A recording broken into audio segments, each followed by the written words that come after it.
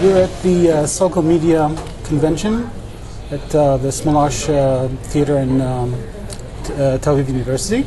I'm sitting here with Ted Cohen, who's got 20-something, 30 years. I don't know how long have you been in the... 26 years working in digital and mobile. And specifically the music industry. And music industry. Oh, music industry, 35 years. But about 10 years like into my... What? Okay. Basically, you dropped a big bomb today. I'll spoil the whole half-hour talk. What did I do? What did I say? And I'll just sum it up. You're saying DRM is going to die very soon, pretty much? DRM will die as it affects a la carte. You need DRM. You need some type of content management system to power subscription. You can't do subscription without some type of digital rights management. But the system has to work across different platforms, across different carriers. The most important thing is if I'm subscribing to a music service and you're subscribing to a different music service, what's going to make the gee whiz moment, what's really going to make it as exciting, is if I discover a body of music, if I discover 5 or 10 songs I really like, and I create a playlist, and even though I'm on, let's say, Rhapsody music service on my mobile phone, I can create a playlist and SMS it to you, and you're on Napster. You're on Napster to go. So you're saying, so you click on it, and in Napster to go, the same songs that I was listening to in Rhapsody play in Napster to go. So we need that degree of interoperability. But you can't do subscription right now with some type of digital rights management. Otherwise, it just becomes basically an all-you-can-eat download service. And we're not totally there yet. We'll get there. But right now, you need sort of the guideposts of digital rights management to power a subscription service. But in the a la carte world, totally believe that the DRM is the thing of the past.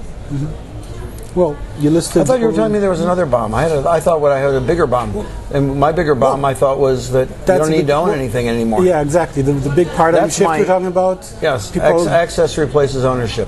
Yeah. If I can access everything I want, wherever I am, whenever I want, do I need to physically own it anymore? I mean, right now at home, I have about 5,000 CDs. And when people come over, I show them my 5,000 CDs. I have them in cabinets, like filing cabinets, in drawers. But I very rarely actually reach in a drawer and take a disc out and put it in a CD player and play it. When I want to listen to a song, I click on it via my hard drive, via my iTunes, or Sonos, which is a wireless music system. It's much quicker for me to access a digital track through my hard drive, through my Sonos system, than going downstairs, going through the cabinet, finding the disc I want, taking it upstairs, putting it in a CD player. So I have been, over the past 6 months, ripping all my CDs and basically storing all my music digitally. And by the end of the year, I probably will have most of my music, if not all of my music, ripped digitally. And my CDs will either become something that I give to my son or I donate to a charity. But what you described there is a whole move out of actually buying specific songs, like you said, having them stored in some kind of a cloud cache network, and have people either stream them or pre-download them if they go out to listen offline. Right. And this brings on a whole huge list of interesting questions about changes in the copyright law. Right, but I have my own huge library. I happen to have a huge library of music because I've worked in the music industry. So of those of the 6,000 CDs I had, maybe I bought 1,000 of them. No vinyls? What? No vinyls now? Oh, I've got about 10,000 vinyl. I got a lot of vinyl. I can't let go of things. It's really been very hard for me. Especially, CDs are not that hard to let go of because they're not that interesting. I mean, in terms of as a keepsake medium. But there's some vinyl with double folds, there's some great vinyl to keep. Picture vinyl and all that stuff.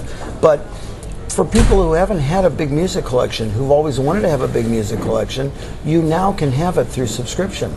You can now have access to 5 million songs. How are you ever going to accumulate a library? Satellite radio and through such cloud services? Through cloud services. Only cloud services are going to be the biggest change that we have, where it won't matter the amount of memory that I have on my device. As long as I have a very high-speed connection wherever I am, then I don't need to own anything anymore. I really don't. The stuff I want to own will be T-shirts or other kinds of things that represent my association with the artist. But owning the CD or owning the music is not critical. I mean, especially, I'll show you something here really quick. You end up actually owning just your playlist that you share with your friends. I'm hoping I'm not making noise on the microphone. I'll make a little noise for a moment. I mean, this is from an Israeli company.